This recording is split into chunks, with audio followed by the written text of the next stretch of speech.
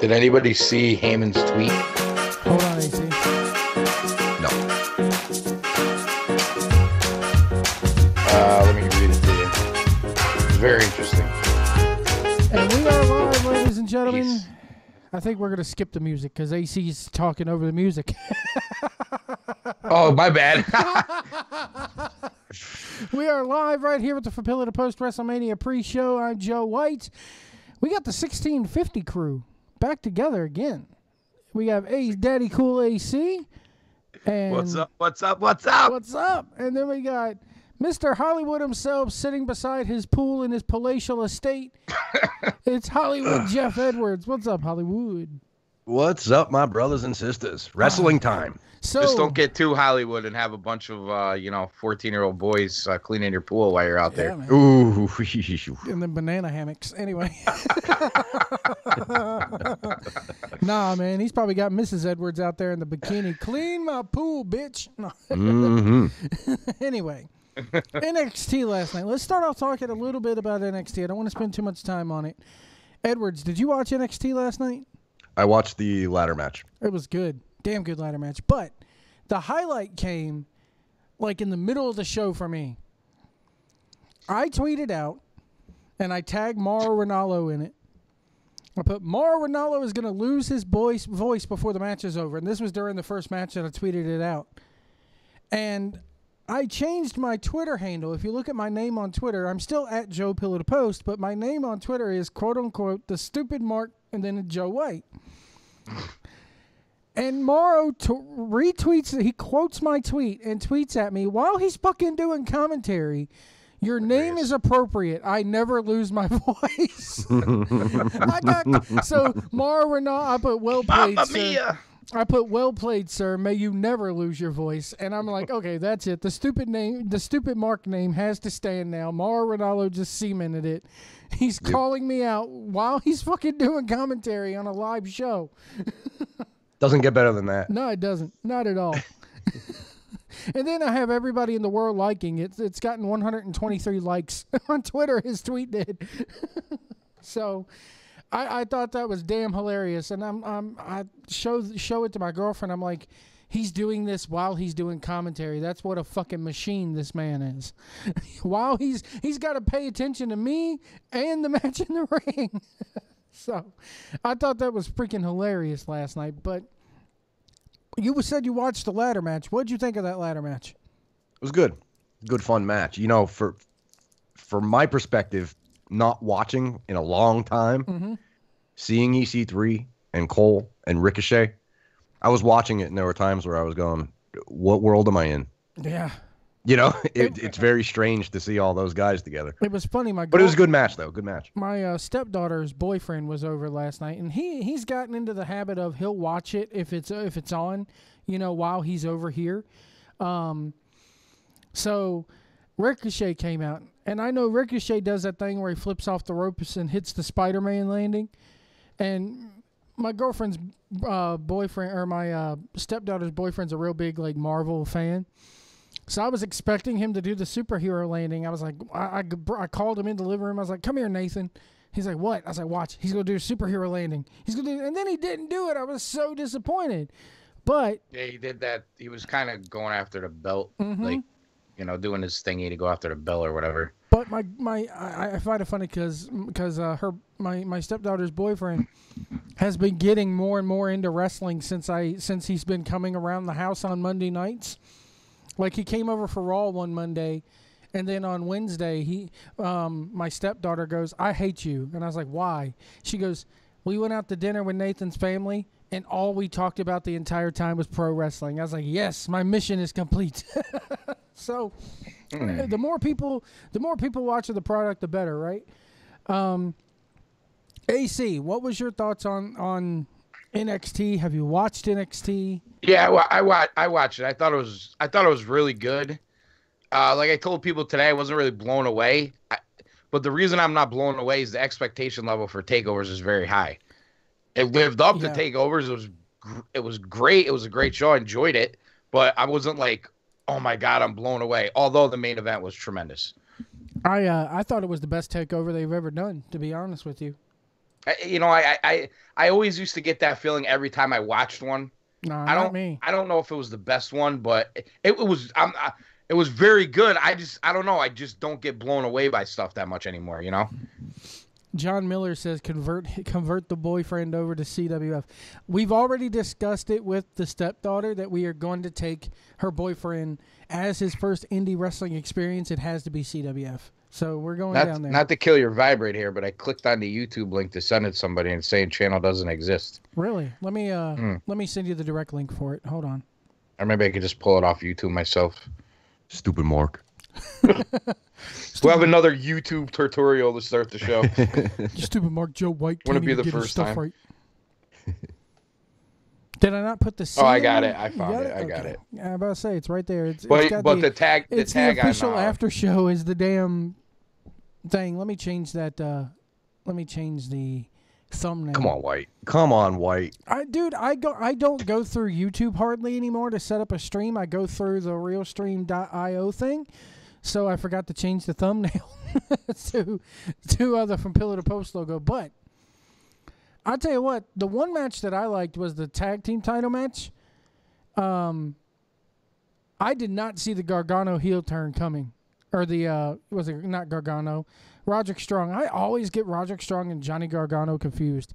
But I did not see the Roderick Strong heel turn coming. And I don't think that crowd did either. They built him and Pete Dunne up as a tag team, just being thrown together, and they did such a good job of it that they kind of made the fans forget about his dealing with Strong's dealings with the Undisputed Era. I thought it was masterfully done, man. And you know the obvious he's 205 Live now. He's not going to be NXT. He's 205. Yeah. Like you even said it the other night. Why is he in this tag match? I thought he's 205 Live. But here's the thing, though. He's now with that Undisputed Era thing. So is he going to do both? I don't know. I think they should take him away. I'd rather stay in NXT. Live. Who the hell wants to go to 205 Live? Exactly. Any other thoughts on TakeOver before we move over to WrestleMania here? The title match was awesome. Good outcome there. And one spot I really did like in the women's match was when Shayna Baszler had the dislocated shoulder and kind of used the ring post to put her shoulder back in. I put on Twitter, reminded me of Lethal Weapon. Right. Nice. I don't know that I've ever saw that in wrestling before. I thought it was pretty cool. I haven't So either. I wanted to give a shout out for that. I'll tell you another thing I liked was when she had that damn rear naked choke and she was selling the shoulder. So what she did with her right arm was grabbed her hair. Yeah. I had never even seen that in MMA before. And I'm just sitting there going, I didn't even notice it when they were doing it until Ronaldo, I think, or she might have learned that in a grappling class. Yeah. I didn't even know it until the commentary pointed it out. I was like, holy shit, she's yanking on her own freaking hair to support the hold. I thought that was just psychology. That entire match was psychology at its best. The other spot I really liked was when Gargano had the broken crutch, and then he kind of, played the babyface role, like, I hate this fucker, but he's still my friend. I'm not going to do this. And then Tommaso tries to hit him with the knee brace, and then he actually gets the tap out with the knee brace.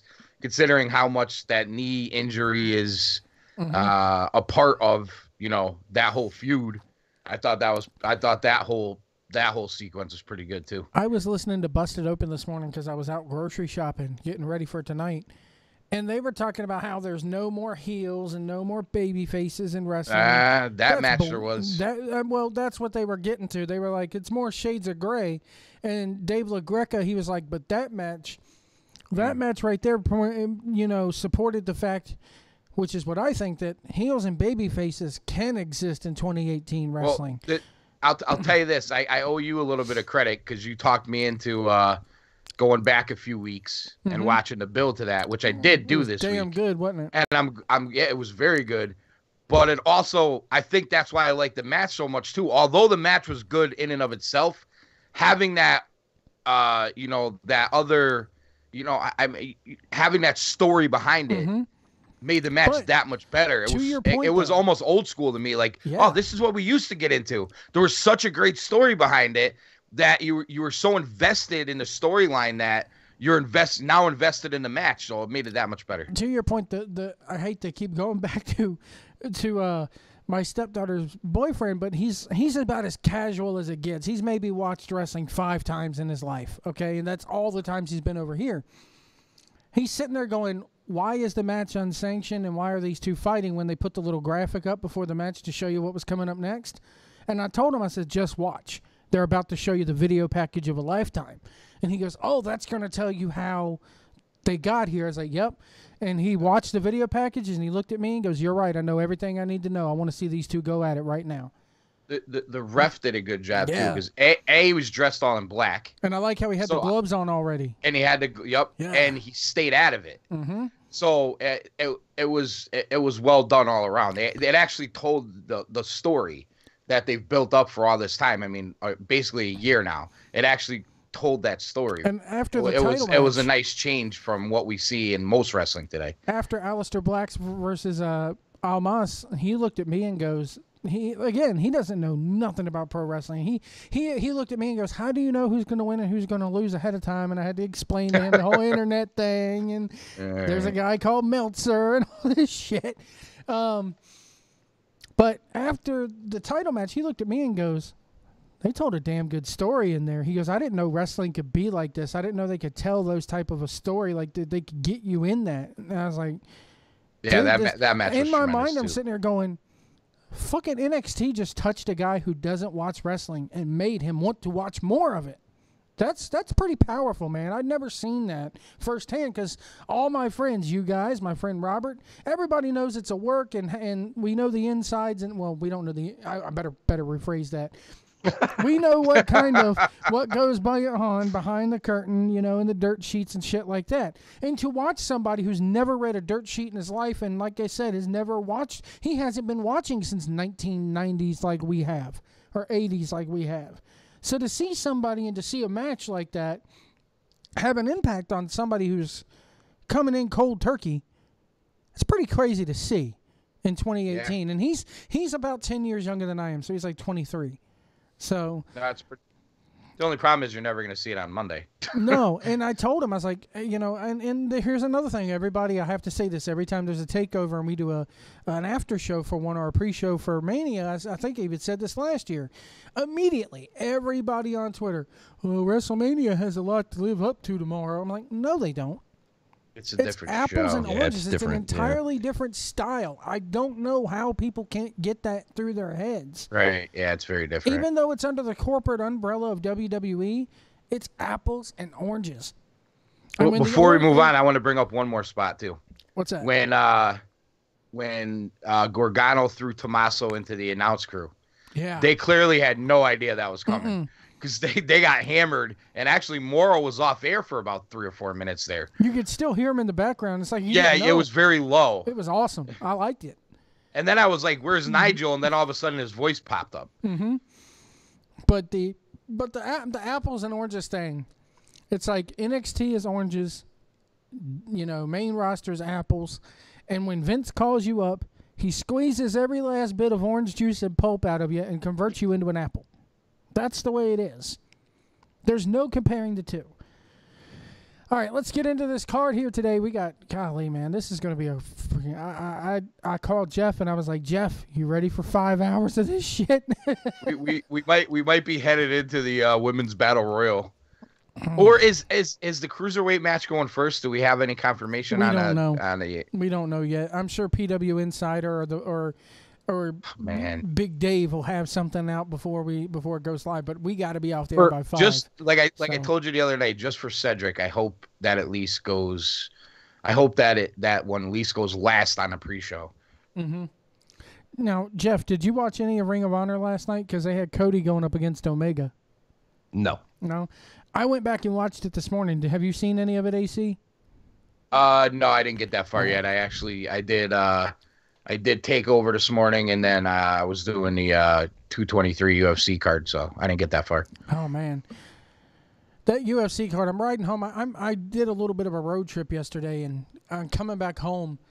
the UFC pre-fight show came on, and they're playing this sad music, and on the screen of the XM radio it says, "How the hell did we get here?"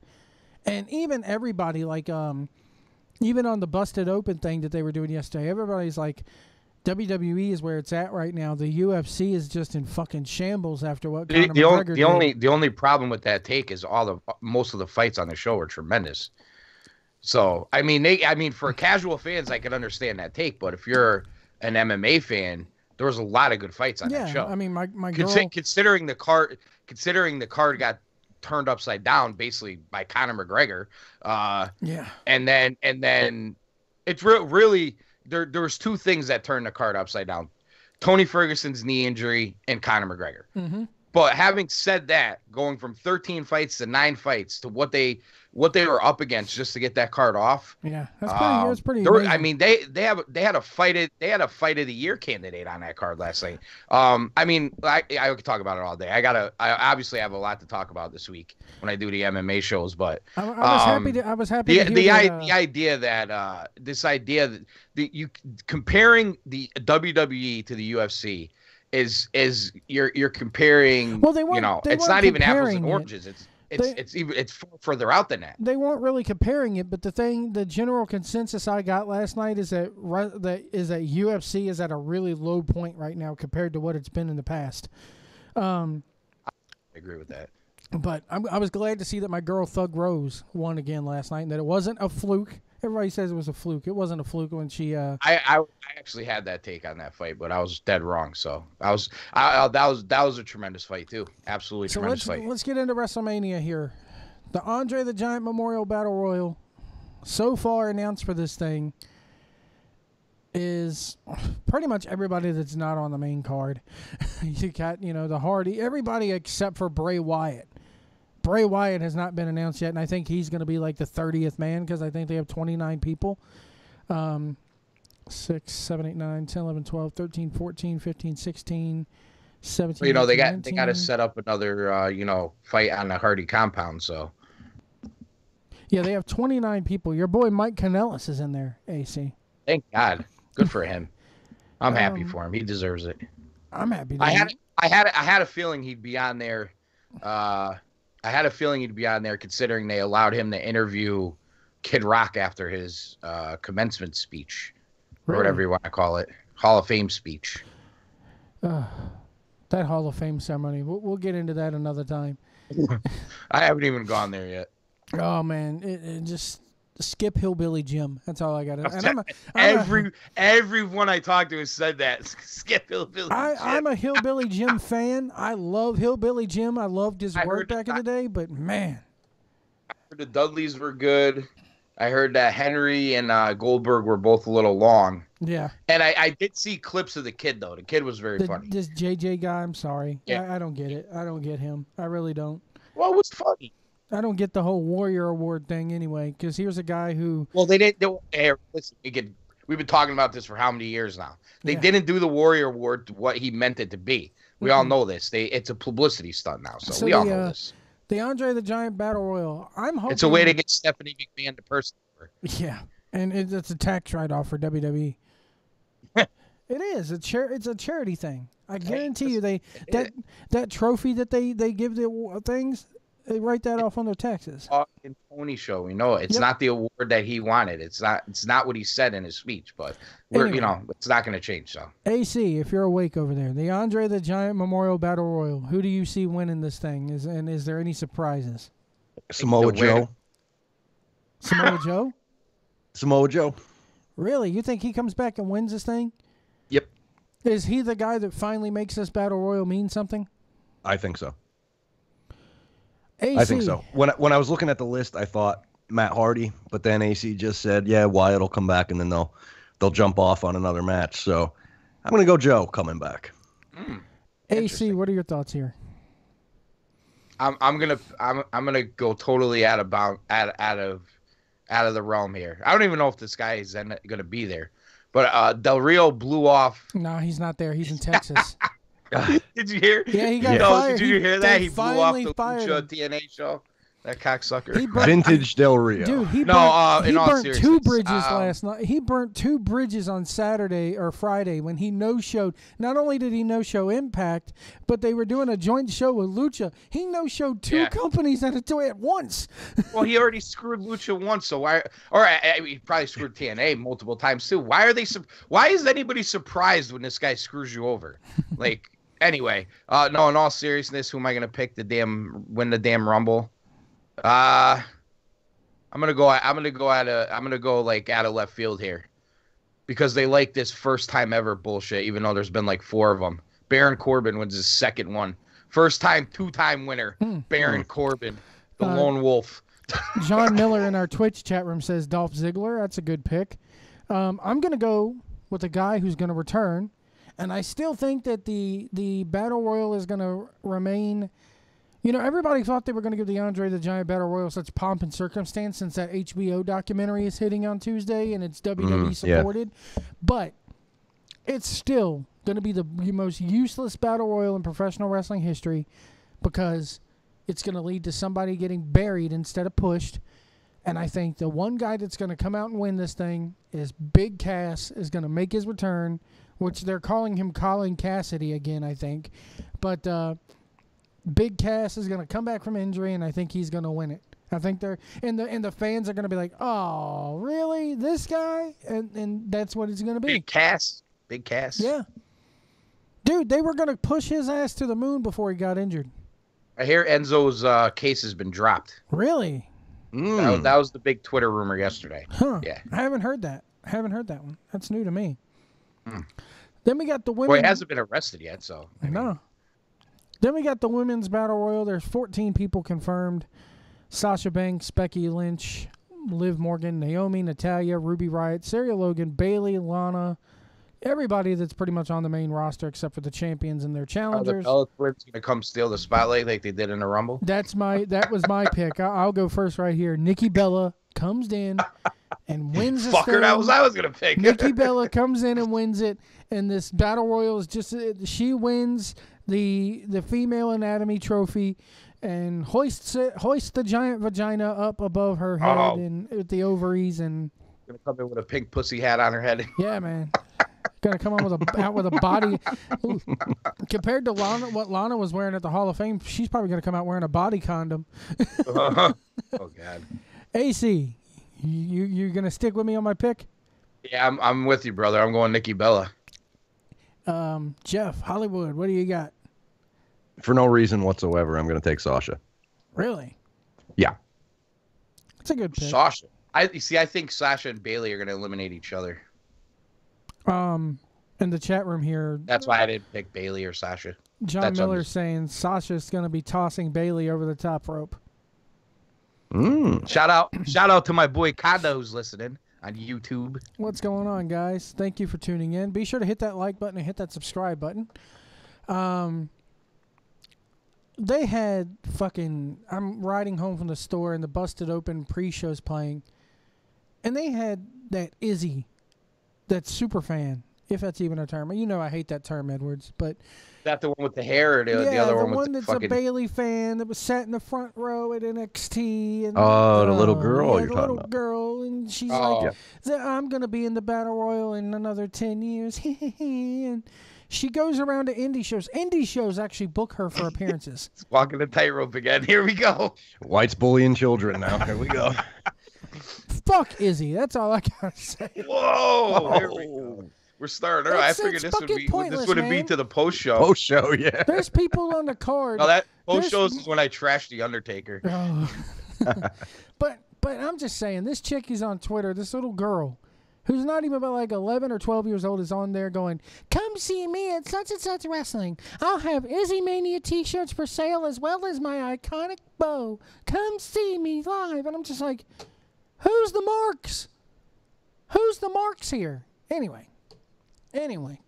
Hey, that so-called UFC fighter was down there in NOLA selling T-shirts this weekend too. Mm-hmm. Dana White's going to be there today. And yes, he is. He's got to go see his girl. Yep. Listen, Dana White doesn't have $500 million in the bank. And he's claiming that he didn't know that Brock was on the card I today. saw that. That's such bullshit. Come on, Dana. Come on. I know Dana talks out of both sides of his mouth, but is there anyone in the world that believes Dana White did not know Brock Lesnar was main eventing WrestleMania? Come on. Funny. That's funny. Come on, Dana. Cruiserweight title. I hope this closes the pre-show, and I hope they have enough fans. Rumor is that they're opening the doors. Let's see, local time, the pre-show would start at 4 o'clock local. Rumor is I think they're opening up the doors at 2 o'clock, which is right around now. So we're going to sit in that building from 2 p.m. to 11:30 p.m. tonight. Wow. Midnight, Jeez. dude, it's luck midnight. to you. They Good have this thing fucking going 5 hours today. God bless y'all. You know, I'll tell you this: Dana White ain't sitting there that long. No, he's going. He's leaving right after Ronda's match. He's there. They got the. I don't know if I don't know if Shayna Baszler is going to be in the crowd, but Jessame Duke is going to be in it. She was in the crowd yesterday. Yeah, they got like a lot of. I think Ronda's mom's going to be there. It's going to be another. This is the only problem I have with the whole Ronda deal. It's going to be another of these. I'm just so happy to be here. Mm-hmm. No, be a fucking badass. Be a badass. So what they'll do is I don't want to hear how happy you are to be here. All these people will be hanging that out was backstage. lit the first night. Get over yourself now. All these people will be hanging out backstage, and then they'll usher them up there and put some sheets down for them and go, here, watch this. You're going to be on camera a couple times. And as soon as the shit's back over, they're going to go backstage, tell Ronda congratulations. They're going to pack all their shit up and leave. That's how it is. Like when The Rock's mom comes. Yeah. Oh, speaking of which, I checked The Rock's Instagram. He's in Shanghai promoting Rampage. I don't think we're going to get a Rock versus Elias Rock. Ronda was supposed to be in Colombia at the Rumble, and she ended up coming in. It's a work, AC. I don't know. AC, it's a work. Worked. Damn it, Edwards. Just like when I sent him the picture of Dana and the Ronda shirt, he goes, it's a work. Yeah. Rock is going to show up. You know, just like Conor McGregor throwing a dolly through a fucking window. They told him to miss the window, but he accidentally hit it. Oh, come on. I have no doubt in my mind that some of that shit they do is a work. But anyway. That was not a work. No, that wasn't. I'll argue with anybody about that. I could see it now. AC's on his fucking couch eating some damn potato chips and a beer, and Rock shows up and he does a spit take and be like, I thought you were in Shanghai, motherfucker. No, listen, first of all, I have no beer. I have no booze in the house. I'm drinking Powerade Zero. There you go. Well, I shouldn't have gave the name until they sponsor us. But anyway, I'm drinking Powerade Zero mixed berry. You know, and I got some healthy food that I cooked this week. I got a little workout in this morning. This week? It's got week. Yeah, I cook ahead. Oh, you do that meal prep bullshit. Preparation. White. Well, look, Joe, I would say at least 5 out of 7 nights I'm cooking for myself. So why would I cook every night? True. And half the time I'm at work at night, so you're not you know what I mean? It's easier you're not going to eat that damn bar food every day. That shit'll kill you. No. Plus I'll be bored eating at work every day. Although the place I work at, we have a full menu, so I could get a salad, whatever. Chef Scotty, baby. Chef Scotty's no longer with us. Oh, that's right. It's on the rise. Yeah, sorry, my bad. Chef Mikey now. Chef Mikey. Oh, okay. Cruiserweight Championship Tournament, Mustafa Ali versus Cedric Alexander. Man, I hope they give it to Cedric. He's a former CWF guy. He deserves this. He was supposed to get the title, and it seems like every time he was going to have his big win, Enzo would get fired or this person would get injured. Yeah. And well, the whole Enzo ordeal fucked his world up a little bit. Yeah, man. I mean, so Cedric deserves it. He needs it. Well, I don't think he needs it, but Cedric is too good to even be on 205 Live. He should be on, I agree. Even if they stick him with Titus Worldwide, I want. All you got to do is go watch his match with Ibushi during the Cruiserweight tournament and tell me how that guy is on 205 Live beyond me. Or watch any of his CWF Mid-Atlantic stuff. That'll prove it to you as well. Well, that'll get Vince to put him on Raw. Yep. You know. Oh, totally. Oh, yeah. God damn it, he was on CWF Mid-Atlantic. We got to have him. Anyway. Jeff. What's that? A sportatorium, pal? God damn it, we got to buy the sportatorium. I want it. Anyway. Jeff, who's your pick to win this one? Who's Alexander? Alexander and Mustafa Ali. Alexander. AC, you picking Alexander? Yeah. I guess. I hope they give him a I'm little bit not of time confident too. about it. It's fucking WWE, it's WWE. I'm not confident about it, but I'm gonna pick with my heart over my head here, and I'm gonna pick Cedric. I like to see Cedric win. I like to see Cedric have a nice moment. Like I said, I'd like to see it go last on the pre-show. I wish it was on the main card. It would elevate 205 Live a little bit, and it would definitely elevate Cedric, but that doesn't seem like it's going to be the case. So, all right, match order. Here we go. I honestly, I would not put it past McMahon to do this. Who do y'all think? I have an idea who I think is going to be first, but who do you guys think is going to be the first match out on the main show? Open the show. IC match. The Intercontinental match? Jeff, what do you think? I'm going to go tag match. Which one? Which one? The Braun one.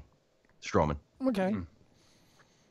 I think they're going to take a shit on all of the fans, and AJ versus Nakamura is going to kick that damn thing off. I would not. Dude, I would not put it past Vince McMahon. Way. I would not. I don't think he's going to do that. You see, this is typical White. When the match happens, we're at the Royal Rumble post show, and he's like, "Oh, it's main event WrestleMania. It's going last." I'm like, just because he won the Royal Rumble doesn't mean it has to go last. We went over all the scenarios. Now you went from last to first. I think, dude. I don't think here's the thing. I think it should go on last, but I'm choosing McMahon logic. No, Brock and Reigns should go last. So I agree with that. Let's run down this card here. I'm gonna. Wait, they'll probably do Cena Taker last.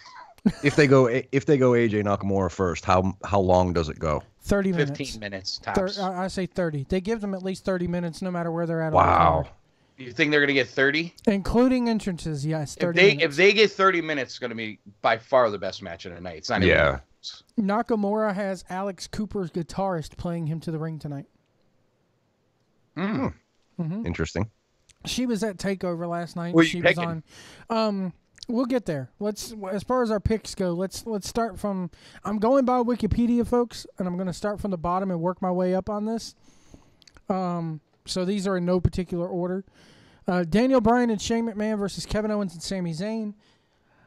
I see a Shane McMahon heel turn here, and I think they're going to go the full Austin McMahon route on SmackDown. But I think Kevin Owens set up Daniel Bryan versus the Machine.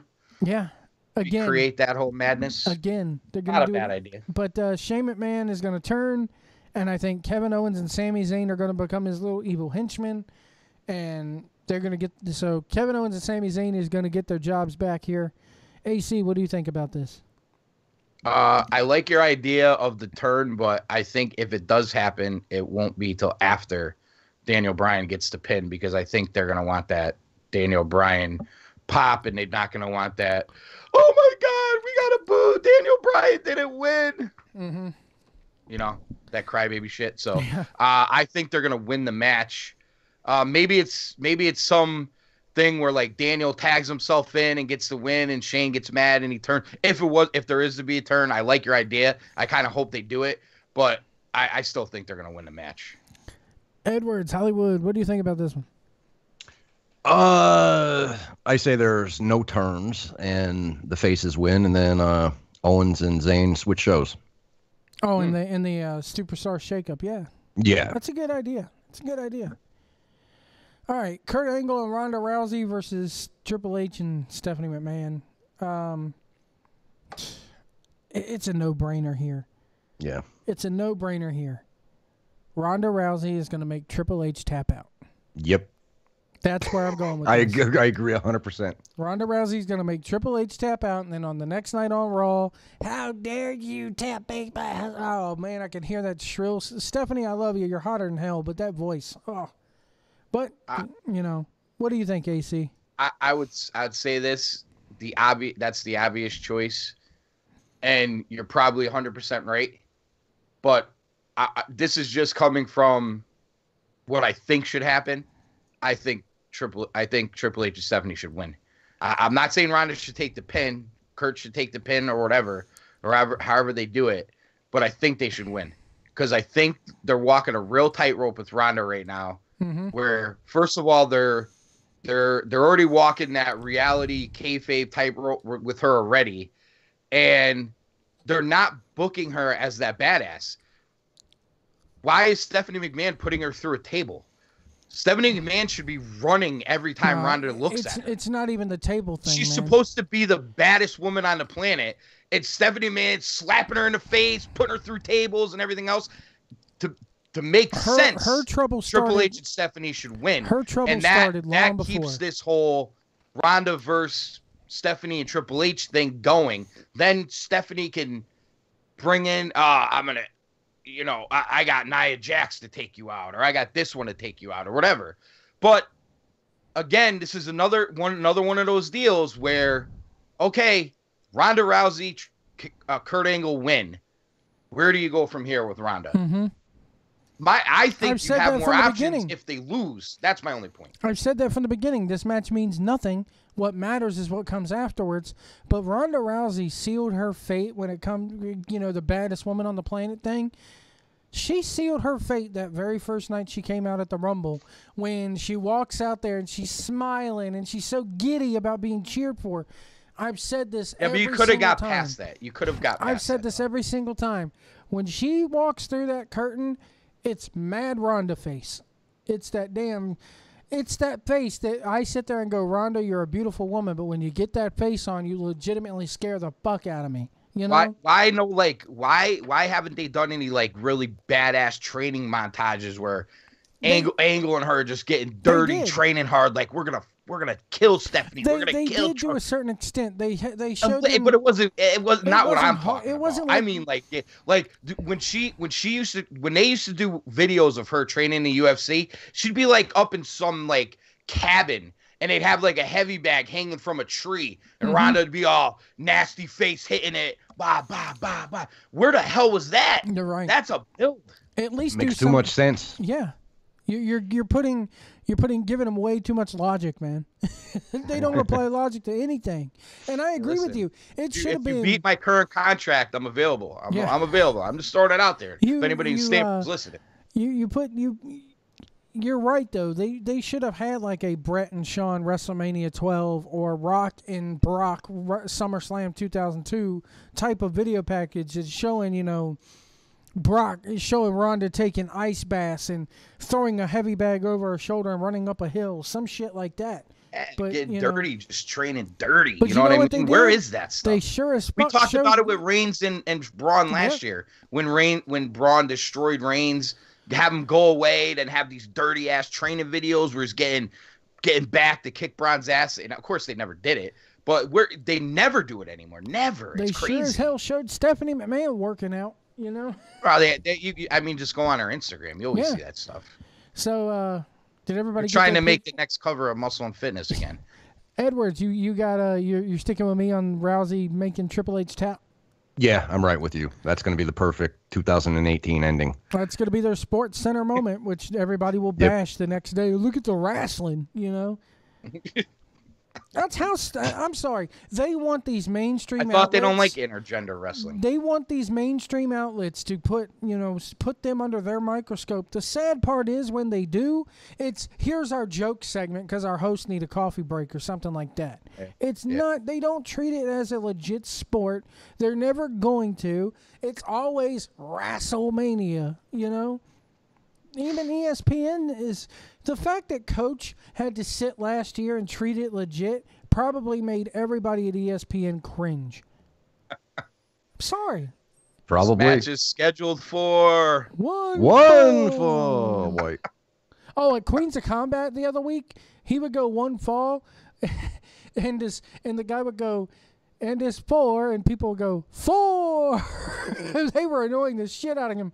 But I got on the ring announcer for another thing. He had these cards in his hand that he was reading off of, and I'm sitting there in the front row, and I look at the ring announcer, and I'm like, could you do it without the cards? It pissed him off something fierce. And then during the next match, he's sitting over there studying his cards. And when he came back in the ring, I was like, I saw you doing your homework over there. Don't lie. And it pissed him off even more. The Usos versus the New Day versus the Bludgeon Brothers. I could care less. The Usos need to retain this. They're on fire. They're actually cutting good promos. They're actually something to watch. I love the Usos. Love them. The fact that they put the Bludgeon Brothers in here is just eh. gonna say it again, It and I'm drags gonna it drop down. it. They should have done Usos versus the Bar, and combine the titles, Yep. but that's not what's gonna happen. Bludgeon Brothers are gonna win, and that's it. Jeff, who you got on this one, man? The New Day shouldn't even be involved in it, to be You're honest right. with you. You're right. I think they're just throwing them a bone because they weren't in a match last year. Jeff, who you got in this one? I'm going to take the New Day. Really? Yep. Honestly, he's probably going to be right. Yeah, I wouldn't put But it they'll past pin him. but the thing is, they'll pin an Uso and not a Bludgeon Brother. Yeah, the because they got to Bludgeon keep Brothers the aren't Brother getting- Bludgers. You know what I mean? The- If they pin an Uso, I agree with you. But If they're they- not going to pin a Bludgeon Brother. If the Bludgeon Brothers don't win, they're not getting pinned. The Usos and the New Day are taking the fall here. Either way. Right. Exactly. Cesaro, That we can all agree on. Cesaro and Sheamus versus Braun Strowman and to be determined. I'm gonna go first on this one. What are you going to do? I'm gonna go first with this pick here Go ahead. because I know I'm gonna steal somebody's. I think Samoa Joe is his partner, and I think they get the win. I hate the team. I'm still gonna go with TBD takes the pin, and the Bar keeps setting the bar because I don't like that. I don't like that strap on Strowman. It makes zero sense. It does, No matter you're who right. his tag team partner is, it makes no sense. Putting a tag title on him, no. He should be going. You know, he should be in that damn. You know the Miz, Seth Rollins, and Finn Balor match. He should be there. But yeah, he's you know not. what I think? Superstar shakeup. Get him over to SmackDown. Yeah. Get him away from Reigns. You know, get him away from all the guys that they don't want him to beat, and then give him a major push on SmackDown. That's where I go with Braun right now, but we'll see. Who's the to be determined though? Who's the to be determined? I'm going with WWE. Walk with Elias. Even though he's in the Battle Royal. Yeah, so what? All right. Edwards, who you got on this one? Pulling double duty like Adam Cole, baby. That was awesome. Who you got though, Edwards? Because I dropped out so long, my perspective looks different. And I asked you guys about Strowman because last time I was watching, he was in the middle of being pushed like a monster. Yep. Tearing down everything. So if he's in this program, it tells me they don't know what to do with him. So Right. So here's what I think they're gonna do with him. The How'd you TBD. figure that out? You're so smart. Yeah, I know. I'm a genius at this. Yeah. Maybe we should stop watching for about 8 months. Clear our heads. I think Braun and TBD win the titles, and I think TBD, to everybody's chagrin, is going to be the Big Show. Oh. Picture it. It's total McMahon on a WrestleMania. Yeah, true. It could be. Either if he Listen, none of anything we just picked happening would surprise me at all. I'll say it right now. If Big Show is Braun Strowman's partner, they're saving Samoa Joe to attack Roman. What if TBD was Bray Wyatt? Oh. Piss They're break. back together again. The Wyatt family, it's back. We're gonna do it for like 2 weeks, and then we're gonna scrap it like we did with the Shield and the Wyatts last time. Yeah, but What if it's Kane? could be. Well, Kane, I think, It could be Kane. You know, It could be Kane. I'm starting to like Edwards' deal more and more, but I still think it's going to be Joe. But if Edwards turns out to be right, and if it is Big Show and Braun, then that tells me that Samoa Joe is not going to be on this show at all, and that they're saving him for tomorrow night to come out there and beat the piss out of Reigns and get cheered. Well, that would be a logical first appointment. On the house shows going forward after tonight, it is Although Roman. when we get to Reigns, I have a Paul Heyman tweet I want to read to you guys, which I screwed up our music with, which may change your mind on Reigns getting booed. But we'll get there. We'll get there. On all the house shows going forward, the main events on those house shows is Roman versus Samoa Joe. So stop giving out these spoilers. You're ruining it for me. I don't read that's a spoiler. I don't read dirt shits because of this. You could go to WWE.com and I view want the to lineups. surprise other creative thinking, okay? You could go to WWE.com and view the lineups. Yeah, but I don't because there's nothing. I have no interest in a WWE house show. Not a single bit. Charlotte Flair versus Asuka. Here's what I think is going to happen. The McMahon logic is going to go ahead and come through here. Go get her, pal. I mean, it's sweetie. gonna be WrestleMania 31 all over again. Get it, Carmella. It's gonna. God damn it, I love Carmella. Rhymes with caramel. Anyway. The gif of him in the chair going crazy with the smile. He's looking at Carmella running down the ramp. Mm-hmm. So I think it's going to end up just like WrestleMania 31. Asuka and Flair are going to have a hell of a match, and then FAB whatever, and she's going to. I would not have her run down the damn ramp, but that's what they're going to do. They're going to have her take that quarter-mile walk down the damn ramp with her own referee again, and she's going to cash in. She's going to pin Asuka. And this is what I hate about streaks is that if sooner or later they got to come to an end, and whenever they come to an end, they're always going to be disappointing. But Carmella is going to be your women's champion on SmackDown coming out of tonight. She's going to pin Asuka. As much as they give WCW shit for the way they ended Goldberg's streak, they're going to come back and repeat history. It's still not as bad though. It's not as bad, but they're gonna stink it up pretty bad and piss the fans off with this one.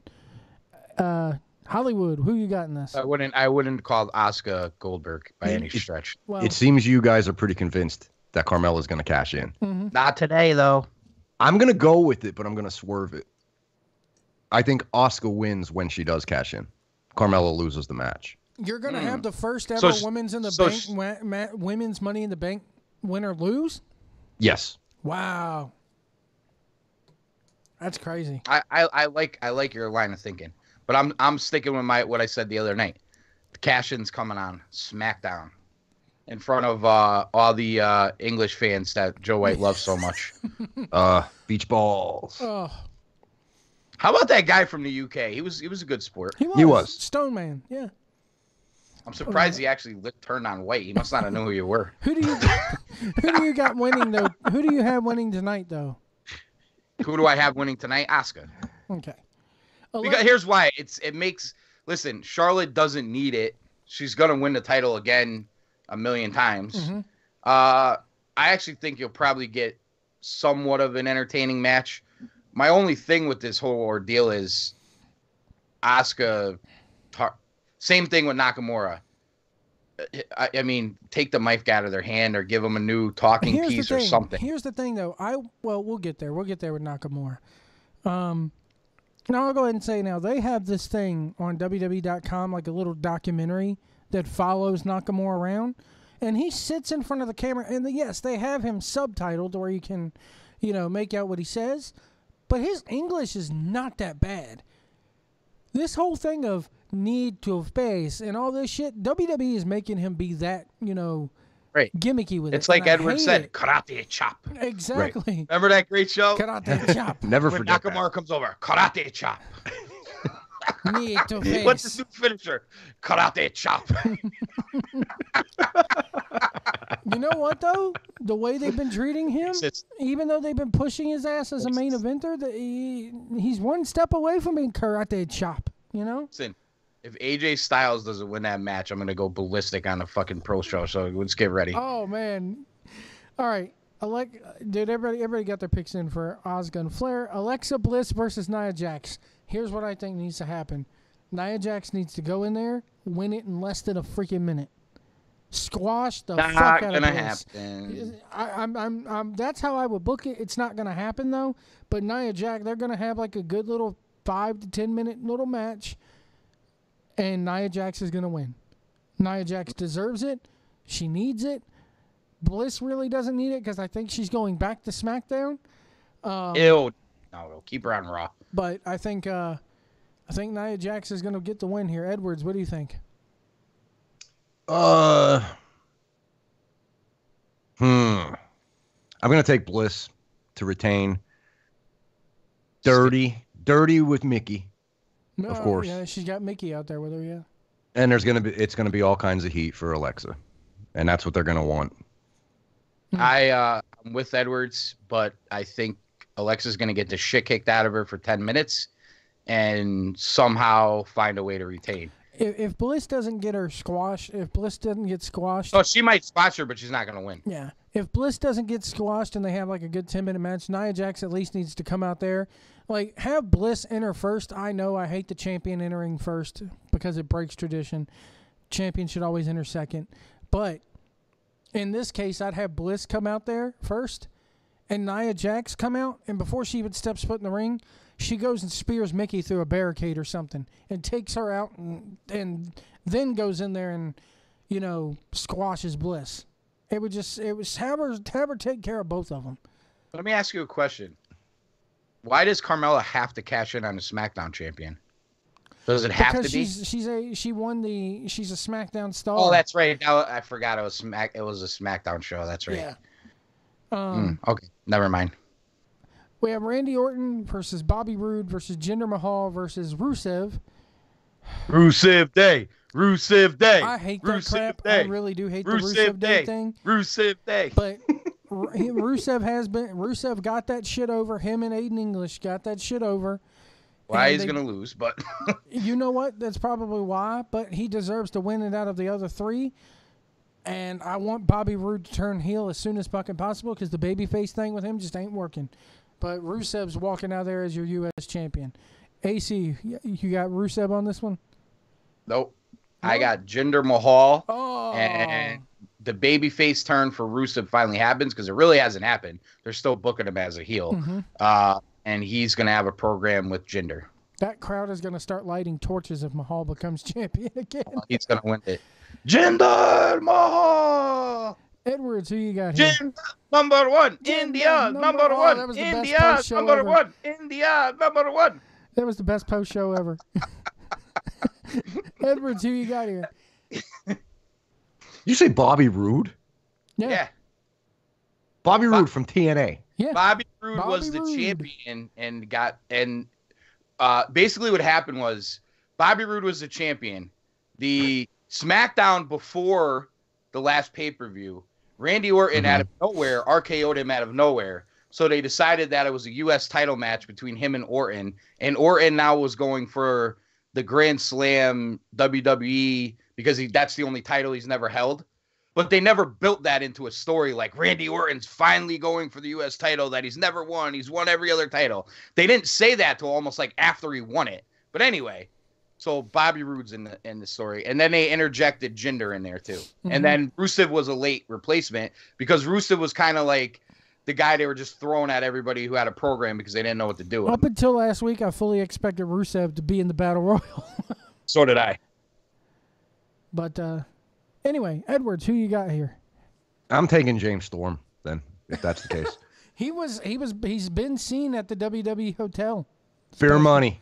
Beer Money. There you go. Dude, I would love Beer Money to be in WWE. And I call him Beer Money since they can use the intellectual properties now. They could call him Beer Money. But WWE is going to be like, we can't market beer to kids. They got to be root beer money. I guarantee you. I would not put it past McMahon to go, they got to be root beer money. I'll take Bobby Roode. What the hell? All right. I have no idea what's going on in this storyline. But It's a mess. It's a mess. The Miz versus Seth Rollins versus Finn Balor for the Intercontinental Championship. No Demon. Balor's going to come out there in blue. We're going to get Blue Balor. when does The Miz actually pass the record? I want to say it's in another month. Month. Okay. But I think Miz retains here. And like Edwards or like AC said the other day, we get some kind of backstage thing during the night with him and Daniel Bryan. And Miz ends up, I guarantee you Miz is going to SmackDown. They're going to swap the U.S. and Intercontinental titles for shows. So I expect Bobby Roode to come to Raw if you're, if Edwards' prediction is true. But I think the Miz wins here, and the Miz pins. There's no DQ in this. That's just it. There's no way for he's got to pin somebody, and he's got to win. But I don't think Miz wins it clean. I think he finds some way to, steal a win somehow. But I got the Miz winning. AC, who you got with this one?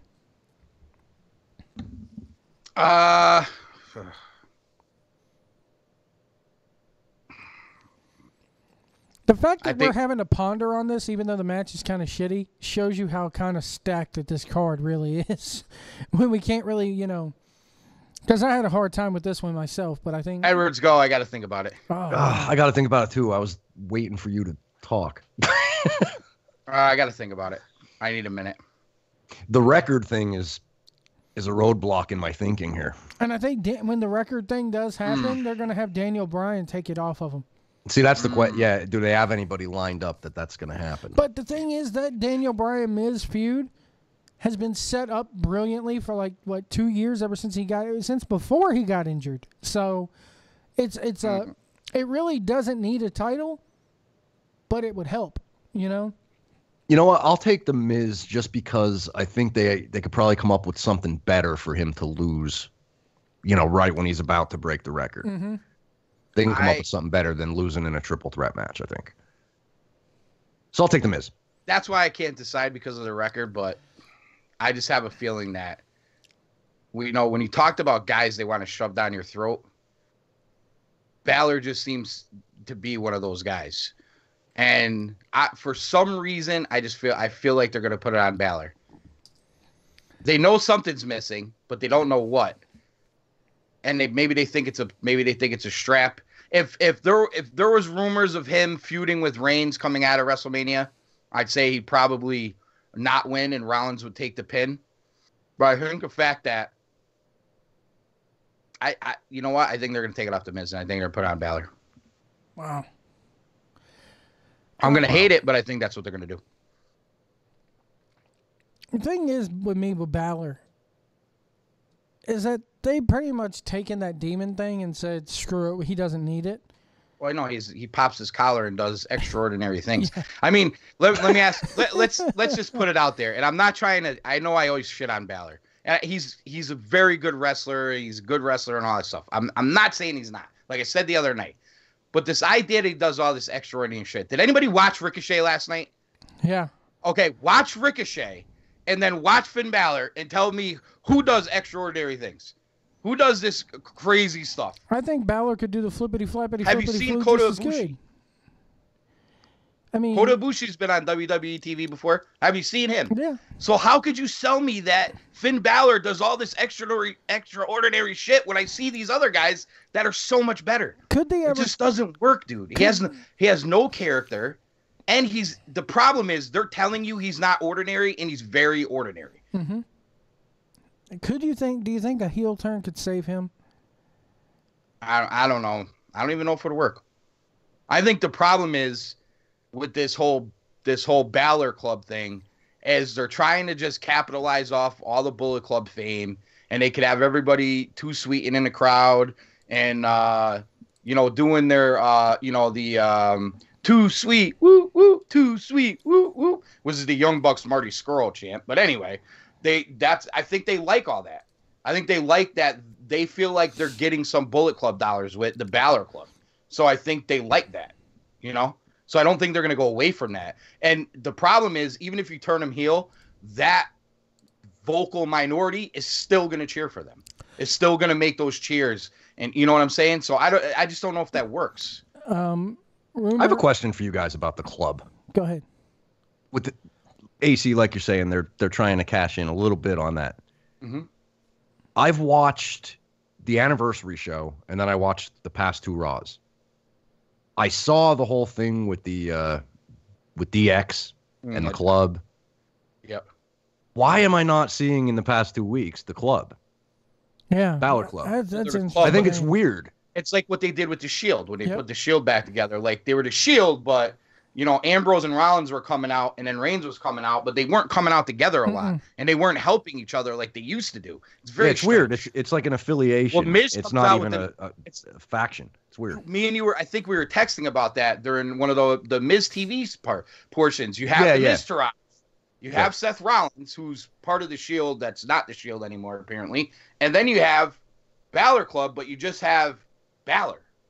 Mm-hmm. Like Doc and Carl, or and Luke and Carl, they'll then team up about once a month when they need to kick the Revival's ass or the Miz Taraj's ass, Right. It's weird. I think they're missing out on some money there. They are.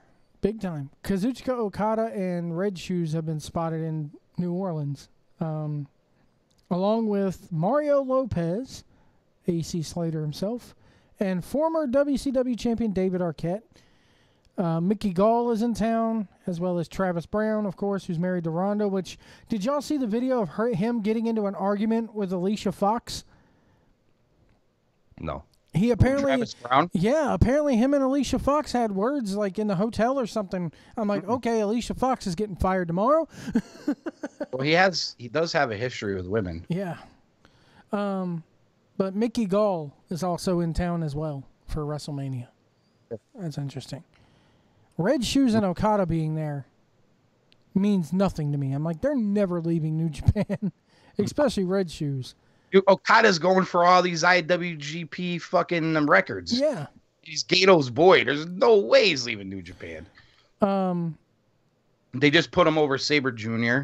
because they wanted the most title defenses against foreign opponents or something, and he's going for the longest title reign record.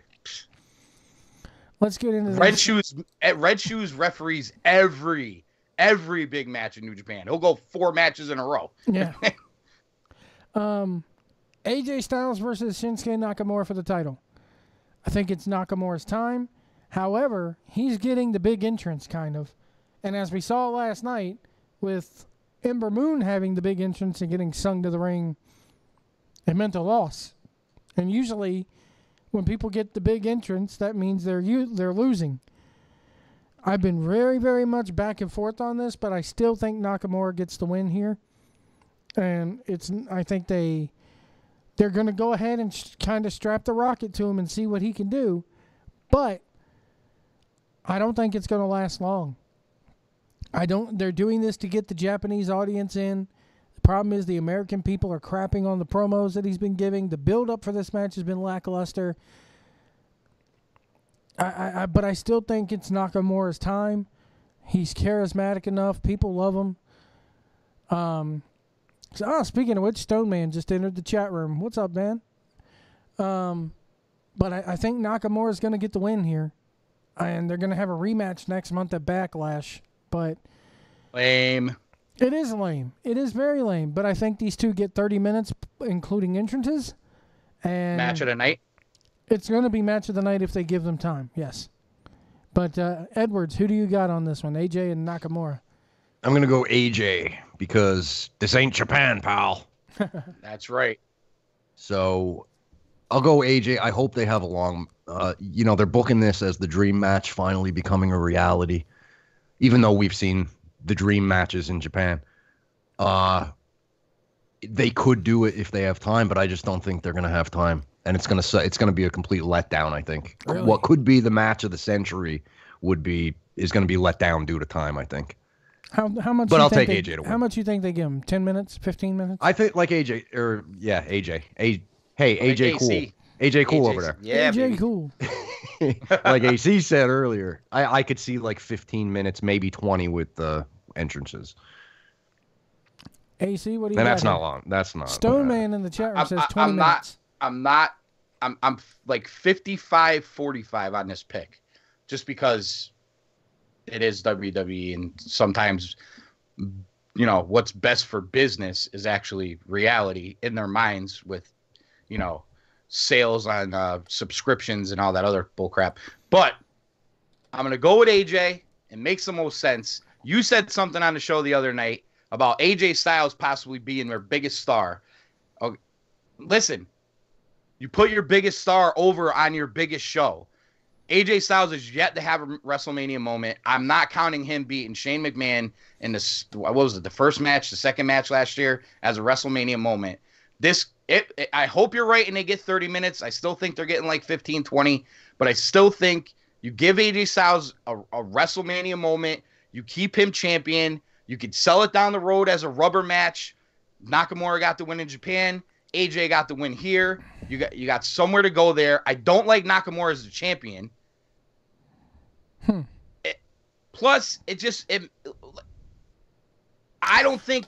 personally don't think Nakamura's is over as everybody makes him out to be here.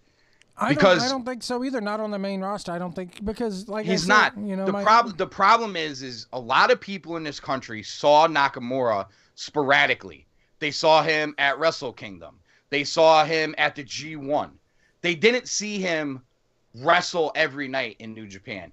They didn't see him on a lot of those Ring of Honor shows where he was booked in tag matches. And he kind of showed you who Nakamura was, but he kind of didn't. Not the Nakamura you saw at Wrestle Kingdom. Everybody expects the Nakamura at Wrestle Kingdom night in and night out, and it's not reality. No. You're not going to get that. AJ Styles kind of fits the bill in a lot of ways. He's kind of become a WWE guy, but yet he's still AJ Styles. He's still the TNA version of AJ Styles, but better. He's still the indie version of AJ Styles, but better. He's still the New Japan version of AJ Styles, but better. He kind of fits every single bill they're looking for, and he's one of the rare guys that they brought in this scenario. And he's actually, even though we all agreed that he wasn't booked great early on, right. He kind of fought through that.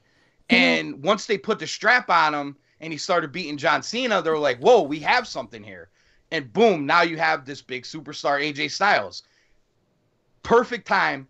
I make it a call. I don't know if you go right up to the main event, but I'd put AJ and Knock, maybe one of the women's matches, and then Brock and Reigns. It would be, to me, it'd be like, if it's not in the last hour, it's close to the last hour. And they put AJ over huge in a tremendous match, even if it's only 15, 20 minutes. They had a lot of people are going, well, WrestleMania is 5 hours long. Why don't they give them the time?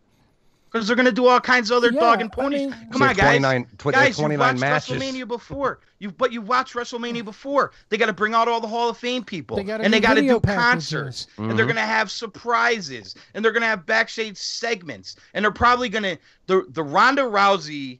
Longer entrances, too. The Ronda Rousey, Kurt Angle versus Stephanie and Triple H. The match might not be that long, but everything surrounding those that match is going to be very long. Packages is going to be 15 minutes in and of itself. Yeah. Yep. You know, you got to think of it like this: an average WWE. Guys, you've watched WrestleMania before. We've seen this before. I guarantee you, if you time since Meltzer likes to sit there with a stopwatch, I want him to sit there with a stopwatch and time all the stuff that is not wrestling. And I guarantee you, even though this is a 5-hour show, I guarantee you an hour of it is bullshit. Not even in the ring. So that's where the problem lies. It's not like New Japan where they just flash the graphic up on the screen, the crowd claps like, yay, this is what's coming next. And you know what? I wouldn't want WrestleMania to be that way. It's part of the pageantry. Like Edwards always says, Joe likes blinking lights and mirrors, smoke and mirrors. You're damn right I do. That's what WrestleMania is all about. So, you know, but I still I'm just saying there's going to be a lot of time wasted on other things. We know this. We've seen WrestleMania. This is what they do. Mm-hmm. So don't tell me that AJ Styles and Nakamura have to get a half an hour. They could. I hope they do. I'm just saying they don't have to, because I saw Chris Jericho and AJ Styles get 12 minutes in a dog shit match 2 years ago. Okay, good. So we've seen this before. I thought it was good the other year when he faced Jericho. I thought the match was good. It's good, but he lost. Not Wrestle Kingdom. It's not Wrestle Kingdom worthy. For them, it wasn't good though. Remember I talk about degrees of bad? There's also can be degrees of good. Yeah. You're talking about guys that you're holding at a very high standard. They're held at the highest standard right now. So just good enough is not enough for a WrestleMania match. Before we get to the main event, the one thing I want to loom over here going on. Well, Edwards, we didn't get your pick for this one, did we? Yeah. You got AJ. Okay. AJ. So, the other thing that's going to happen, again, something that's going to be other than wrestling, I think. Undertaker, as of this morning, was spotted in New Orleans. They've done a damn good job of WWE marketing this thing, because the programs, the T-shirts, the banners, everything all over New Orleans has John Cena and a big question mark going, will Undertaker answer the challenge? They've done a good job of not spoiling it, except for when the dirt sheets report that Undertaker's at the hotel and has been seen. And his ass better be in a seat as a fan too, if they want to really sell it. Yeah, with Cena. Yeah, I want to see Cena sitting up in the nosebleed seats with the fucking drunk fat bitches. I want to see him myself, next to Dana White drinking a beer. Oh, no. There you dunking go. it up. No, There you go. no. I want to Yeah. see him with the people. He's a man of the people, John Cena. I Oh, want to yeah. see him sitting next to a fat. How about a big group of Make-A-Wishers in the John Cena section? How about God. that? Him and his charity cases. Oh, no. Stop it, White. No, I want to see him with the You're guys. rolling, White. I want to see him with the fat sons of bitches like me up in the damn down that 30th road. row eating nachos and drinking soda or beer, Not a chance. Not a chance. you know?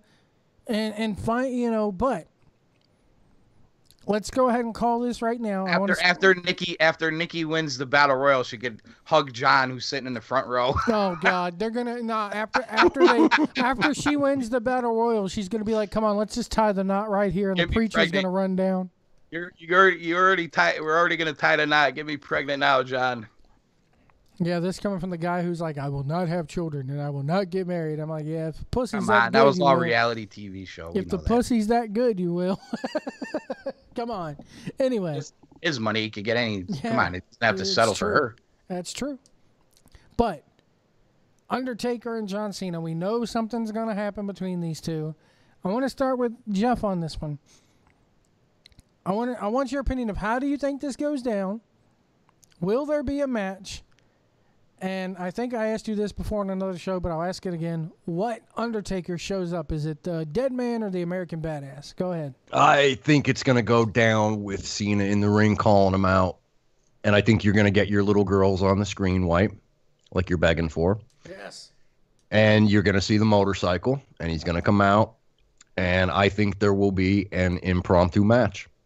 Really? Yep. Who goes and I over? think, go ahead, Who goes over? Taker. Really? Yep. You're saying it just to piss AC off? I know you are. AC. AC, go ahead, piggyback off me. Go ahead. Well, I'm gonna stick with what I said the other night. Like when we talked, it's something I said 6 weeks ago. I don't think they should wrestle tonight. I've been saying it. I don't think they should wrestle tonight. I think they should set something up for next year and revisit it in pockets during the year. And then set it up for a big blow-off match next year with Taker going into the Hall of Fame, the whole deal, in New York, blah, blah, blah, blah, blah, whatever. Taker will go over huge because they hate John Cena anyway. That's what I think they should do. But we all know that in the 2010s, the WWE could F up a one-car funeral. So this is going to be their one-car funeral tonight. And they are going to mess, like, whatever they do, people are going to hate it. Mm-hmm. I'm guarantee That's you, true, yeah. whatever they do tonight with Cena People are and gonna with shit on it Cena and because Taker, Cena's involved. people are going to hate it. That's part of it. Yeah, I mean, you can't Although please everybody. I agree. If they have a match tonight, Cena's going to win. I think he should win. I've been leaning on this a lot since we last talked here on Wednesday. I think it was Wednesday night. And I kind of agree with AC here. I think what's going to happen is I think Kid Rock's going to be playing. He's going to do a medley of his Celebrate song and the damn New Orleans song. And he's going to be in the ring. And John Cena's going to be sitting there dancing with the fans, you know. And finally, when he gets done with the song, he's going to look at him and go, "Look at you having a good time. You should be scared." And then the girls are going to come up and he's going to look at him and go, "Are you scared? You should be." And then he's here and you're going to have him run down. Cena's going to get in the ring. They're going to do a little bit of a brawl. He's going to choke slam Cena. And then he's going to grab the mic and he's going to be like, "Next year, your ass is mine." You know, and that's going to be it. It's going to lame. It's lame. And it's going to, like you said, it's their one-car funeral. And, you know, it's... This is what I would personally, what I'd love to see happen, and this would never happen. But I'm just saying, this is what I'd love to see happen. Kid Rock's out there, and he makes a comment to Cena, and Cena just AA's Kid Rock through a table. The Undertaker comes out, Cena kicks his ass, flips off the crowd, "You can't see me," and walks out. Now that would be fucking tremendous. Hell, I will pop through the Machine roof Gun for Kelly that, got but his it's ass never kicked. gonna happen. That's not gonna happen. Machine Gun Kelly got But no, his ass I kicked. think Why not I Kid think Rock? Cena should win. The reason why I think Cena should win is this: Cena, for better or for worse, whether you love him or hate him, has been the top guy for a decade and a half. The top guy. He carried the company on his back for at least a decade. Yep. He's the top guy, not The Undertaker. Yeah. And The Undertaker's that last guy that John Cena hasn't beat at WrestleMania. No, I will without beating any of these new guys and everybody going, oh, Cena buried him again. He's holding him back. Blah blah blah. This is the guy. This is the way you get Cena a nice, WrestleMania, another WrestleMania moment for John, which he's earned a million times over. A win over The Undertaker. And let's face it, right now, losing at WrestleMania is not a big deal for The Undertaker anymore. It doesn't hurt his legacy at all. He's already lost twice anyway. It's not like the streak is going to be broken by John Cena, which would drive everybody crazy. But it's already been broken, and he lost last year. It's an older Undertaker that came back, but called out by Cena, brought his pride into the ring, but John won the match. I'll say this. Stoneman goes, he has like a billion moments in WrestleMania. You're right. He should. As much as we rag on, as much as you rag on the How Undertaker. many does Hulk Hogan have? A lot. All right. Why? Rock has a lot. Austin has a lot. They should. They're the top guys. Yeah, but here I will agree with you on one thing. As much as I'm not with the whole Undertaker's not in my 3% thing. I think Undertaker is one of the greatest of all time, but I will have to admit, John Cena had to carry that company on his back throughout the 2000s and 2010s or whatever the case may be. Undertaker has never, ever been put in that position. He's never had to be good. Because Mount Rushmore and The Undertaker's not. He's never had to be put in that kind of position where he's had to carry that company on his back. The few times he has been champion, it's only been for like a month or two, and then he drops it right back. He's never been as far as title reigns goes, he's never been a top guy.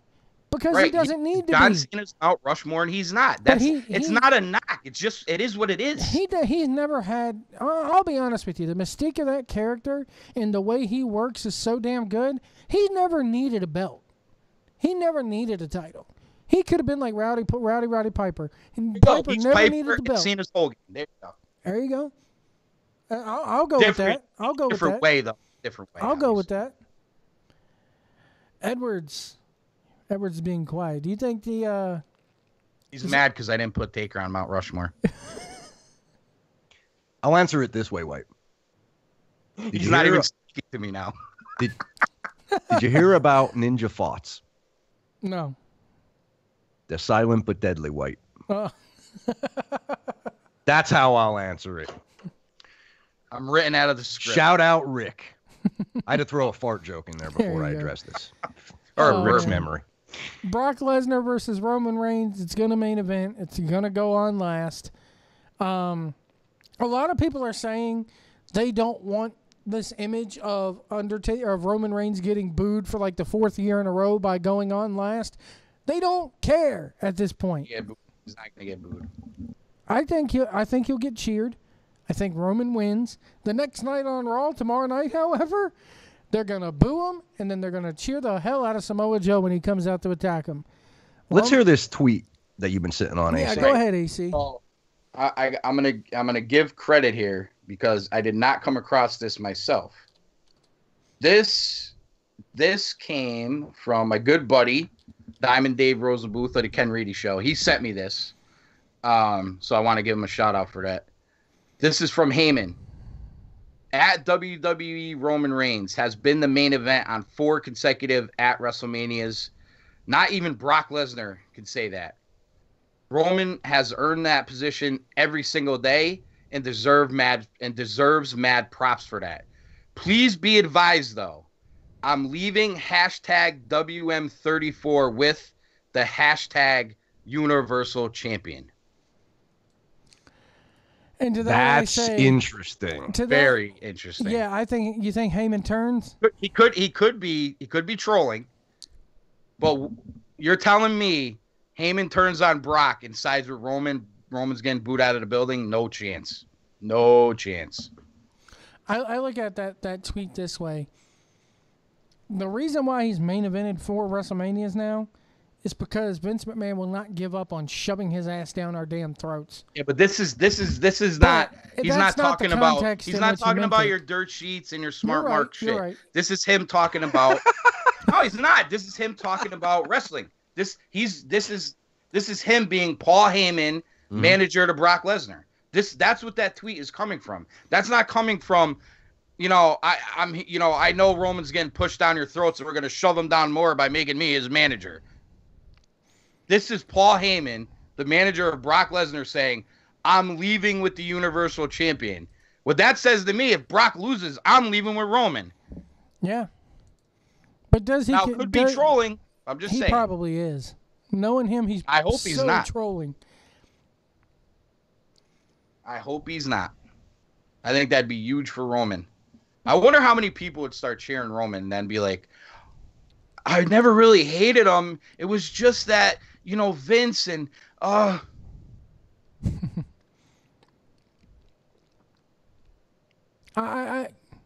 still with us? Roman's gonna steal the show tonight, baby. I can feel it. You really think that? I love Roman. He's gonna kill it. Roman's gonna kill it in that match. His match with Brock at 31 was tremendous, up until the point where Rollins cashed in. I went back and watched it the other day. The greatest cash in ever. I'm not taking that away from Rollins, but that match was tremendous. I went back the other day and watched it, and yeah, Lesnar was already busted open like 2 minutes into the match, and I was like, you know what? It's just not that bad. I mean, it was good. It was okay, and you won't say good, just okay. Yeah. Admit it was good, right? No, it's fucking. Say it was good. It's fucking Roman Reigns, and it's not organic. Say it was good. Say he's right, White. Say he's right. Say I'm right. Say I'm right. I refuse to admit that. I'm sorry. I'll give him this much. It was okay. It was okay. How long do you see that match going? 20 minutes. I think the actual match may go 20 minutes, but I think you're going to get... I think it's going to be another one where you get a lot of stuff around it. Entrances and Paul stuff Heyman doing his thing. And when Paul Heyman cracks Brock Lesnar with a chair. Yeah, I'm ready. I'm ready, baby. Do you honestly... that would be awesome. Do you think I'm actually pumped for that match. That was one of the matches I was looking forward to anyway, but now I'm pumped. I'm probably going to be let down if it doesn't happen now. Do you think he does, the full-on turn like he did with Big Show at Survivor Series 02? Maybe.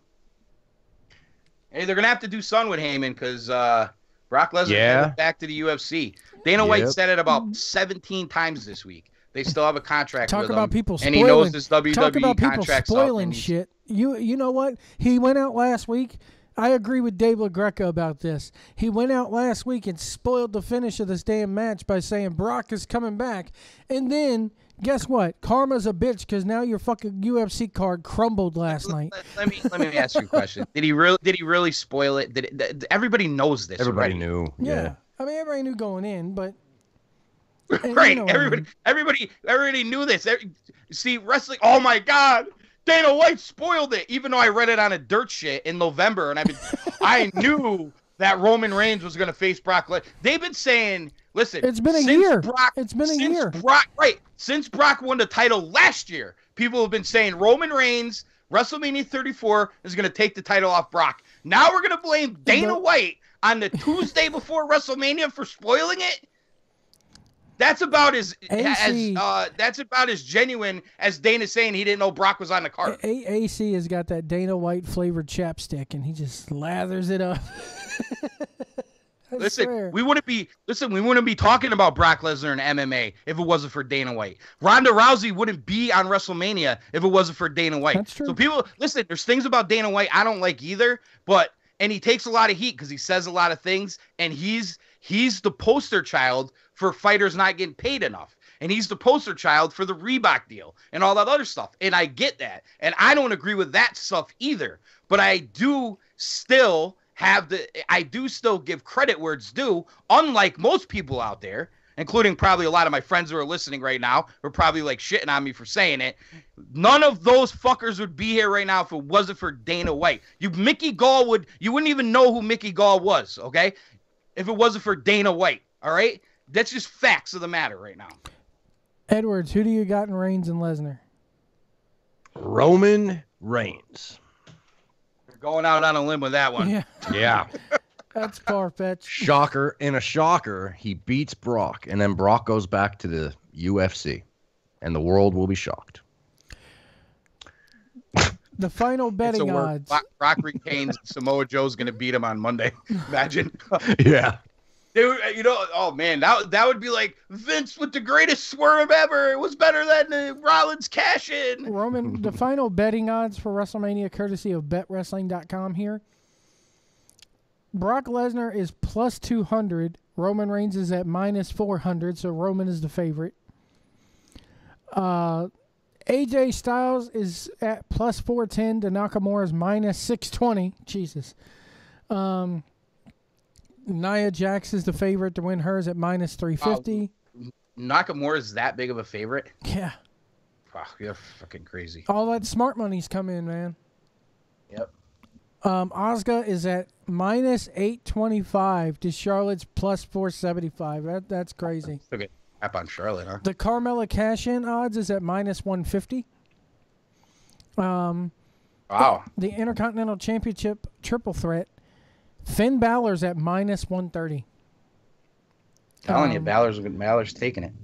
The United States Championship match. I don't understand this. All these guys are at, all right. Randy Orton's at plus 100. Rusev is at plus 100. Mahal is at plus 905. Bobby Roode is at plus 765. Don't they have to have a minus in there?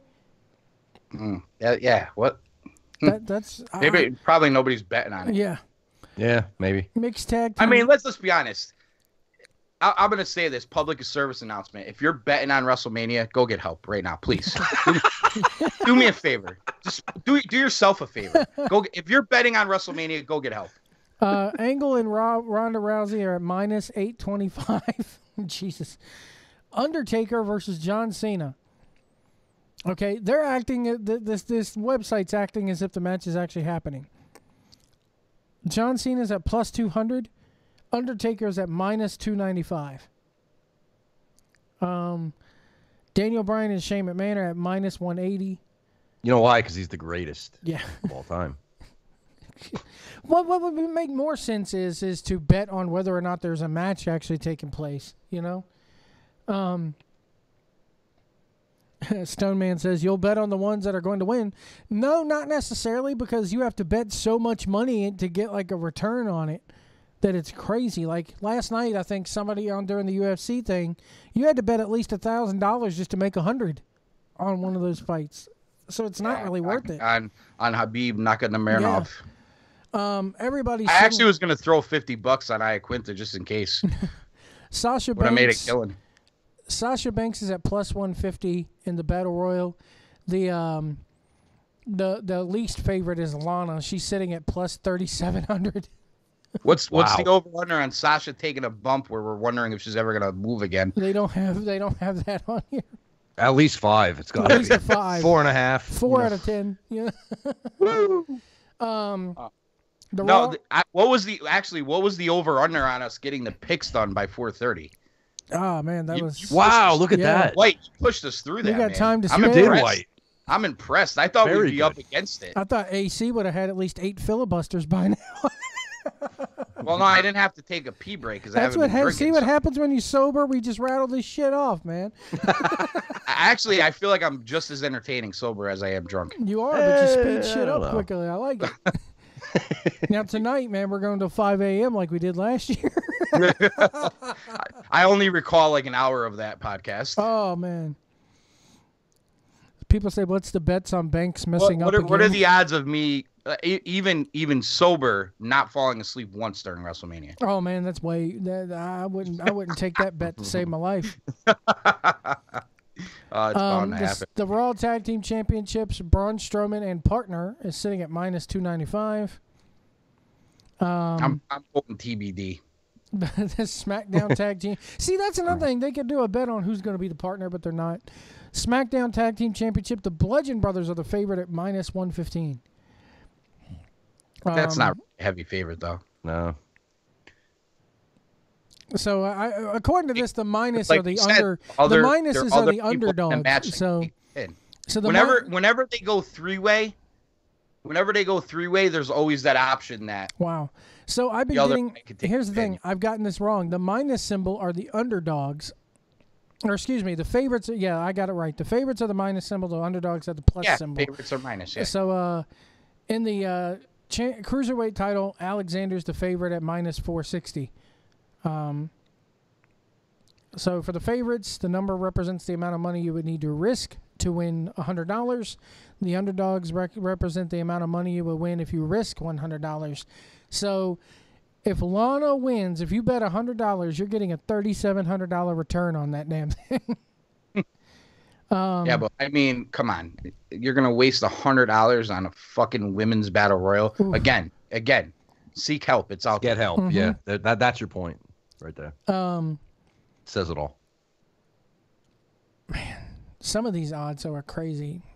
Triple H and Stephanie sitting at plus 475. You bet $100, you win 400. That's crazy. Oh man. I would. How do you handicap a scripted event? Like, It's a great question, but they do it. you know, like I mean, you know what's scary? They wouldn't do it unless people were actually betting, though. Yep. Yeah, People exactly. do bet on it. We had a big. Well, we almost had a big argument at Christmas Eve because of Vegas odds, because we were discussing handicapping football and how Vegas is always They're like right there, whether it's under overs, Yep. point spread, who's gonna win, you know. And I was saying inside information, you know, they know about the real injuries, we don't. You know, they study, you know, how this quarterback plays when the wind blows 7 degrees to the left and all this other shit. And I was saying that, and my brother turned to me and That's goes, why I can't. That's why I "So you think Donald Trump's gonna make it his full term?" And I was like, "Yeah." Well, the Vegas odds are 50-50. He was trying to trigger, but I could not be triggered on Christmas Eve. That's why I don't get why people sit there and bitch about wrestling and all the analyzing wrestling like this. And I'm just like, you do the same, if not worse, for fucking football and baseball and everything else. So don't give me that shit. Yep. Edwards, Yeah, you but coming when back for the we post-show? analyze wrestling, or especially WWE, it goes back to one man. Yeah. You know, in a sense, Right. although they have a creative team It does in and all this football. other stuff, it all falls at the desk of basically one man who's deciding everything. Yeah, you're betting from on what we a one understand. man. You're betting on what one man's decision is gonna Unless you're one of those, you know, flat earthers who thinks everything in the NFL is a work. You don't believe that when you're watching sports. Look into it, bro. I'm telling you right now, the NFL. You gotta look into it, bro. Sometimes I wonder about the NFL being fake. I really do. I really do sometimes. Says the guy who doesn't even like football or watch it. Sometimes I sit there and go, man, the way I was sitting there watching like I will turn on a game eventually. Like that big Patriots comeback a few years ago, I think it was. I'm sitting there going, you telling me this shit ain't rigged? Come on. No, come on, dude. This is where I get into arguments with people. You're telling me, let's just monetarily, how does that make sense to get an entire team to throw a game? Oh, depends on how much Goodell and everybody else is paying them behind the scenes. Yeah, dude, half those guys on the team are making $10 million a year already. Well, how much more are they going to pay them? I'm just saying, man, there's some shit, you know. Listen, 50 years ago, I get it, because they didn't make shit. These guys, there's guys like you're gonna Giancarlo Stanton for the Yankees. You think he's gonna strike out on purpose? The guy's making $350 million. Look at Pete Rose, though, man. Pete Rose didn't make that kind of money. But he was betting on the shit and he threw games. He didn't make that kind of money, Joe. Pete Rose didn't earn in his entire career what Stanton earns in a year. You got to adjust that. It's a different world. You got to adjust it for inflation. That's pretty big fucking inflation. That's a lot of inflation. It is inflation. Anyway, Edwards, you coming back for the post show?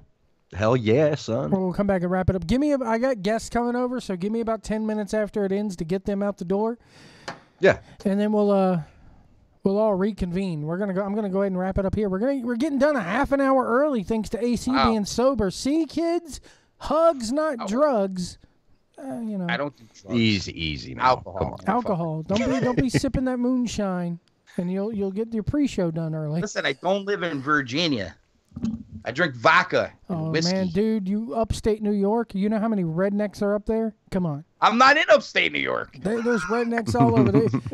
Where you're pigeonholing me, the areas I don't live in. During the Depression, they were making brandy in bathtubs in your neighborhood, so don't give me that shit. They don't know how to make liquor up there. Let's go there. Stone Man says no. Just go ahead and do the drugs. I don't get the mail in a John. I don't get the mail in a John Deere without the cover on it. Oh man, I don't have a John Deere anymore. The John Deere died on me actually. I got a Troy built. You don't have a Biscuitville down the street. Oh either. man, y'all are missing out on that. Y'all are so missing out on that. Sorry if I don't have a McDonald's on every corner. Oh, dude, it's terrible, isn't it? We have Dunkin' Donuts like every 3 fucking. See, down feet. here it's Krispy Kreme on every corner, not Dunkin'. Not many of those left around here. Yeah, they're primarily. They do have a big Krispy Kreme at Mohegan Sun though. Do they have the factory inside that actually makes the donuts in there?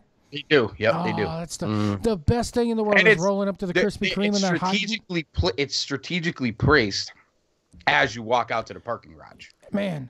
So it's your last stop. There is nothing better than seeing that hot donut sign coming on. And you're leaving Mohegan Sun a little tuned up. There you go. You got Krispy Kreme donut and coffee for the ride home. That's what's up. Oh man. All right, folks. I'd trade Dunkin' for Crispy any day. I would too. I'll take Starbucks coffee, but those Krispy Kreme. Oh, he's one of those. The fucking star. What are you, a fucking soccer amazing. mom with your Starbucks? God damn.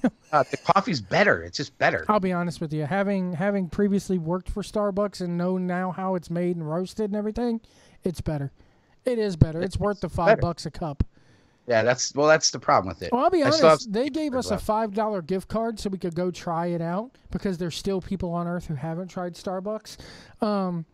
You'd be surprised how much you can make $5 stretch in that place if you really, really want to. The other thing too is I'll say this. I'll give them this credit. Every time I ask for something a certain way at Starbucks, I get it that way. Yep. When I go to Dunkin' Donuts, half the time the coffee tastes burnt or there's like too much cream and sugar. Amen. Yeah. Absolutely. You're right. You're right. That's right. That's because Starbucks grinds it, especially with their espresso. They grind it right there in front of you. Although I got, I hate when you're like, can I get a large? And they're like, do you mean a venti?